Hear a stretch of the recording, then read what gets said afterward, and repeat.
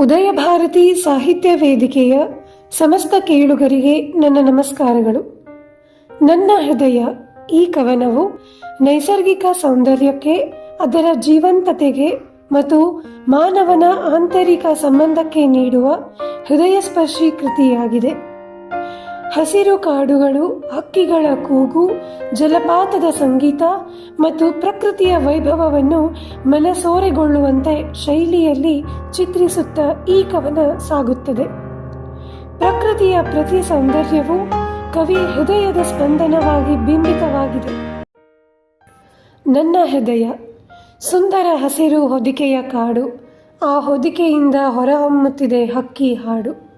ಬೋರ್ಗರೆಯುವ ಜಲಪಾತದ ಹಿನ್ನೆಲೆ ಸಂಗೀತ, ಕಾಡು ಪ್ರಾಣಿಗಳ ಅದ್ಭುತ ಏರಿಳಿತದ ಸ್ವರನಾದ. ಪರಿಮಳದ ಗಾಳಿಯು ಹಾಸುವ ಮುದ್ದಾದ ಮಧುರತೆ, ಹರಿದಾಡುವ ಹಡಗುಗಳಂತೆ ಕನಸುಗಳ ಸಾಗರತೆ. ಪ್ರತಿ ಹೂ ಹೇಳುವ ಮಾತು, ಪ್ರತಿ ಹೊನಲು ಬೆರಗಿನ ಹಾಡು, ಇಲ್ಲಿನ ಪ್ರತಿಯೊಂದು ಧ್ವನಿ ನನ್ನ ಮೌನದ ಹಾಡು. ಹೂಗಳಿಗಿಲ್ಲ ಬೇಲಿಯ ಚಿಂತೆಯ ಭಾವನೆ, ಅರಳಿ ಬೀರುವವು ಕೋಮಲ ಸುವಾಸನೆ. ಉತ್ತಮವಾಗಿ ವಿನ್ಯಾಸಗೊಳಿಸಲಾಗಿದೆ ಈ ಪ್ರಕೃತಿಯ ಅರಮನೆ. ದೈವದ ಕನಸು ಇದು, ಇಲ್ಲಿ ವಾಸಿಸಲು ಬೇಕು ಅಪಾರ ಅರ್ಹತೆ.